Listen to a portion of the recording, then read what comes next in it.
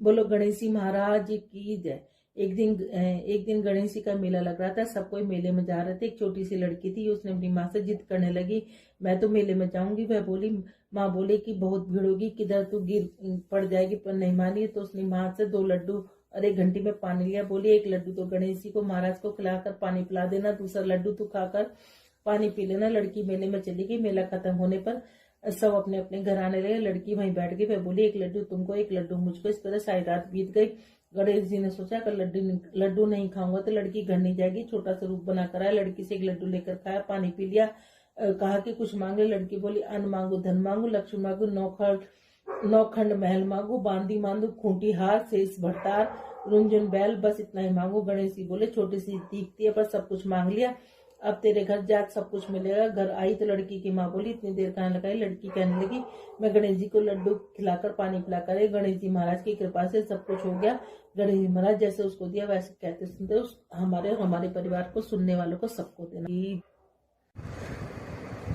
एक बहुत धनवान साहूकार था जिसके घर धन की आदि की किसी की कमी नहीं थी, परंतु उसके दुख था कि उसके एक पुत्र नहीं था। इसी चिंता में रात दिन रहता। वह पुत्र की कामना के लिए प्रति सोमवार को और सावन के महीने में प्रतिदिन शिवजी भगवान की पूजा, व्रत और पूजा किया करता और सायकाल में शिव मंदिर में जाकर शिवजी के विग्रह के सामने दीपक जलाया करता। उसके इस भक्ति भाव को देखकर एक समय पार्वती जी शिवजी महाराज से कहने लगी कि यह साहूकार आपका अनन्य भक्त है, सदैव आपकी व्रत और पूजा में बड़ी श्रद्धा से करता है, इसकी मनोकामना पूरी करो। शिवजी ने कहा, पार्वती, यह संसार कर्म क्षेत्र है। जैसे किसान खेत में बीज बोता है वैसा ही फल काटता है, उसी प्रकार संसार में जैसा कर्म करते हैं वैसा ही फल मिलते हैं। पार्वती ने अत्यंत आग्रह किया, महाराज, जब आपका अनन्य भक्त है तो आपको इसको किसी प्रकार का दुख नहीं होना चाहिए। जो इसको दुख है उसको अवश्य दूर करना चाहिए, क्योंकि आप सदैव अपने भक्तों पर दयालु रहते हैं, इसके दुखों को दूर करते हैं। मनुष्य आपकी सेवा में, यदि आप ऐसा नहीं करेंगे तो मनुष्य आपकी सेवा व्रत क्यों करेंगे।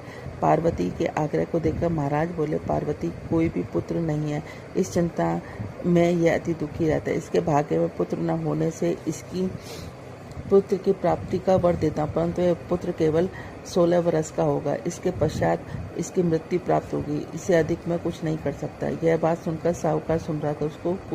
उसको न प्रसन्नता हुई न दुख हुआ। वह पहले जैसे शिवजी महाराज की पूजा व्रत करने लगा। कुछ समय व्यतीत होने पर साहूकार की पत्नी गर्भवती और 10वें महीने में गर्भ से उसे अति सुंदर पुत्र की प्राप्ति हुई। साहूकार के घर में खुशियां मनाए गए, परंतु साहूकार ने उसकी केवल 16 वर्ष की आयु जानकर अति प्रसन्नता प्रकट नहीं की और न ही किसी को भेद बतलाया। जब वह बालक 15 वर्ष का हो गया तो बालक को माता ने अपने पिता से विवाह आदि के लिए कहा कि साहूकार कहने लगा, यदि मैं इसका विवाह नहीं करूंगा। साहूकार ने कहा कि मैं अभी इसका विवाह नहीं करूंगा, अपने पुत्र को काशी पढ़ने के लिए भेजूंगा। फिर साहूकार ने अपने साले अथवा बालक के मामा को बुलाकर बहुत सा धन देकर बालक को काशी पढ़ने के लिए भेज दिया और कहा कि हर रास्ते पर तुम यज्ञ और ब्राह्मणों को भोजन कराते जाना। दोनों मामा भांजे यज्ञ करने ब्राह्मणों के भोजन कराते जा रहे थे। रास्ते एक नगर में पड़ाव पड़ा। उस नगर के राजा की बारात आई हुई थी, लेकिन वर पक्ष वाले वह भी थे, क्योंकि उनका वर एक आंख से काना था। अब वो एक ऐसे सुंदर युवक की तलाश में थे कि जो वो रात को उससे शादी कर ले और हम कन्या को लेकर अपने घर चले जाएं।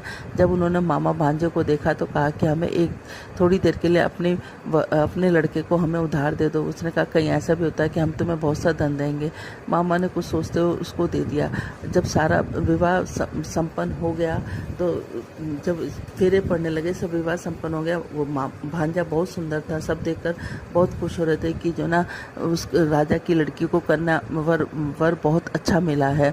अब जब सारा विवाह संपन्न हो गया तो वो उसकी चुंदरी में लिख के चला गया कि मैं एक साहूकार का बेटा हूँ, मैं काशी पढ़ने के लिए विद्या प्राप्त करने के लिए काशी जा रहा हूँ। और राजा का लड़का तो काना है। कन्या अपनी चुंदरी पे अपने वर को कुछ लिखता हुआ देख रही थी। उसने जाकर देखा, जब सुबह विदा का समय आया तो उसने अपनी चुंदरी पर लिखा देखा। उसने कहा कि यह मेरा वर नहीं है, मेरा वर तो काशी पढ़ने के लिए गया हुआ है, राजा का लड़का तो काना है। उसने उसके साथ जाने से मना कर दिया। सारे में हाहाकार मच गया। राजा ने जब सच्चाई का पता चलाया तो उसको पता चल गया कि वो तो वाकई में ही काना है। उसको भगा दिया गया। अब वो, क्योंकि उस लड़की की किस्मत में सौभाग्यवती का योग था, वो वो 16 सोमवार किया करती थी। सावन के सोमवार व्रत पूजा विधि विधान से किया करती थी और व्रत की यही कहानी वो पढ़ा करती थी। अब वो मामा भांजे काशी के लिए चलती है। काशी पे यज्ञ पूरा करने के लिए जब वापसी में यज्ञ पूरा करने के लिए कर रहे थे, तो क्या नाम है, एक दिन जब वह 16 वर्ष का पूरा हो गया तो उसके सिर में भयानक दर्द उठा। उसने कहा, मामा मैं थोड़ा सा आराम करने जाता हूँ, मेरे सिर में बड़ा भयानक दर्द उठ रहा है। मामा ने कहा ठीक है। अब वो आराम करने के लिए चला गया तो वो थोड़ी देर में मामा उसको या पूर्ण आहुति देने के लिए बुलाने आया तो देखा कि भांजा तो मरा पड़ा है। उसने सोचा मैं रोऊंगा चिल्लाऊंगा तो सारा यज्ञ खराब हो जाएगा। उसने अपने दिल पर पत्थर रखकर और सारा यज्ञ और ब्राह्मणों को भोजन कराने के बाद वो विलाप करने लगा। संयोग उसी रास्ते से शिव और पार्वती जा रहे थे। इतना विलाप देखकर पार्वती माता रुक गई। उन्होंने शिव जी भगवान से कहा, देखो कौन विलाप कर रहा है। तो वो कहने लगा कि कोई विलाप नहीं कर रहा है, ये विलाप वही कर रहा है जिसको 16 वर्ष की आयु संपूर्ण हो गई। उसने कहा, नहीं, बहुत करुणा कुंदन है, मैं तो जाकर देखूंगी। जाकर देखा तो पार्वती माता उससे कहने लगी कि आपको इसको जीवित करना ही पड़ेगा। जब शिव जी भगवान ने ध्यान करा तो देखा कि इसकी शादी तो उस लड़की से हो गई जो अखंड सौभाग्यवती जिसके भाग्य में है। अब उनको उस लड़के को जीवित करना पड़ा। उस लड़की को जीवन दान देने के बाद शिव पार्वती आगे चल दिए। वो लड़का वापस जा रहा था तो वहाँ उसी नगर से गुजरने लगा तो लड़की ने और उसकी सखियों ने पहचान लिया। वो पकड़कर राजा के सामने लेके आए। राजा ने सारी बात बताई, उसे बहुत सा धन दिया और अपनी लड़की को विदा कर दिया। इधर लड़के के माँ बाप दोनों छत पर चढ़कर बैठ गए। वो कहने लगे कि हम नीचे जब भी उतरेंगे जब हमारा बेटा हमें लेने आएगा, नहीं तो हम यहीं से प्राण दे देंगे। इतने मामा नगर में पहुंचने के बाद उसने जाकर कहा कि चलो तुम्हारे बहू और बेटे आए। वो कहने लगा, क्यों? वो करता है, मेरे भाग्य में तो 16 साल का बेटा था। मामा ने उसको सारी बात बताई। कहने लगा कि जो ना अखंड सौभाग्यवती लड़की की शादी होने की वजह से तुम्हारे बेटे की आयु पूरी लंबी हो गई है। अब दोनों सेठ सेठानी नीचे उतरे। उन्होंने अपने बेटे और बहू को खूब आदर सत्कार के साथ किया और कहा कि जो भी सावन के महीने में इस कहानी को रोज पढ़ेगा सुनेगा उसको भी अखंड सौभाग्यवती का फल मिलेगा, साथ में पुत्र पौत्र का फल मिलेगा। जैसे पार्वती माता शिव जी भगवान तुमने उसको दिया, वैसे कहते सुनते हमें और हमारे परिवार को, सुनने और कहने वालों को सबको देना। बोलो भोलेनाथ की। महाराज की जय। बुद्ध देवता की जय। बुधवार के दिन एक साहूकार का लड़का अपनी बहू लेने जा रहा था। माँ ने बहुत मना किया लेकिन वह नहीं माना। ससुराल में पहुंचा, मैं तो आज ही लेकर जाऊंगा। उसकी सास बोली, मैं तो बुधवार को नहीं भेजूंगी। वह नहीं माना। बुधवार को विदा करा कर ले आया। रास्ते में बहू को प्यास लगी, बोली मैं तो पानी पीऊंगी। वह पानी पीने चला गया। बुधवार ने उसका रूप धरकर पानी ले आया। बहू ने पानी पी लिया। बहू पास में बैठ गई। वह पानी लेकर आया। तू कौन है? मैं तेरी बहू। तो मैं बुध हूँ, मैं तेरी बहू। तो बहू बोली, मेरा पति तो यही है। अब पंचायत होगी। सारी बातें सुनकर पंच बोले, तुम्हारा पति कौन? बुध का हाथ पकड़कर कहा, ये मेरे पति हैं। उसका पति रोने लगा। पंच ने करवा मंगवाया। कहा कि जो मच्छर बनकर करवे के मुंह में निकल जाएगा उसका पति रहेगा। मच्छर बनकर करवे के मुंह में घुस। बुधवार बुद्ध देवता मच्छर बनकर करवे के मुंह में घुस गए। करवा बंद कर दिया। पंच बोले, तुमने बुद्ध नहीं माना इसलिए बुद्ध ने ही नाटक दिखाया। उन्हें सारे नगर में ढिंडोरा पिटवा दिया। बुधवार को बहन के घर के भाई, सासरे के घर जवाई न जावे। जैसे बुद्ध ने उसे नाटक दिखाया वैसे किसी को ना दिखाया। राधे राधे। आप सभी को राधे राधे। राधे सखिया चैनल में आप सबके चैनल में आप सब लोगों का स्वागत है। कैसे हैं आप सब लोग? भगवान भोलेनाथ और कन्हैया से प्रार्थना करते हैं कि आप सब लोग अपने घर में ठीक होंगे, सुरक्षित होंगे। राधे राधे। अब जैसे ये सावन महीने की पावन महीना चल रहा है, उसकी जो हम ये लोग महात्म डाल रहे हैं, उसके महात्म का भी अगला भाग है 12वां अध्याय। कर्पू गजाननं भूतगणातिसेवितं कपितजम्बूफलचारुभक्षणम् उमाततं शोकविनाशकारिकं नमामि विघ्नेश्वरं पादुपङ्कजं। कर्पूरगौरं करुणावतारं संसारसारं भुजगेन्द्रहारं सदा वसन्तं हृदयारविन्दे भवन भवानी सहितं नमामि। त्वमेव माता च पिता त्वमेव सर्वं मम देवदेव। त्वमेव माता च पिता त्वमेव सर्वं मम देवदेव। ओम नमः शिवाय, ओम नमः शिवाय, ओम नमः शिवाय, ओम नमः शिवाय, ओम नमः शिवाय, ओम नमः शिवाय, ओम नमः शिवाय, ओम नमः शिवाय, ओम नमः शिवाय, ओम नमः शिवाय, ओम नमः शिवाय, ओम नमः शिवाय। 12वां अध्याय। भगवान शंकर सतन कुमार से बोले, अब तुम सावन शुक्ल तृतीया तिथि को किया जाने वाला स्वर्ण गौरी व्रत सुनो। उस दिन प्रातःकाल स्नान करके 16 उपचारों से भगवान शिव एवं माता गौरी की इस प्रकार पूजा करनी चाहिए।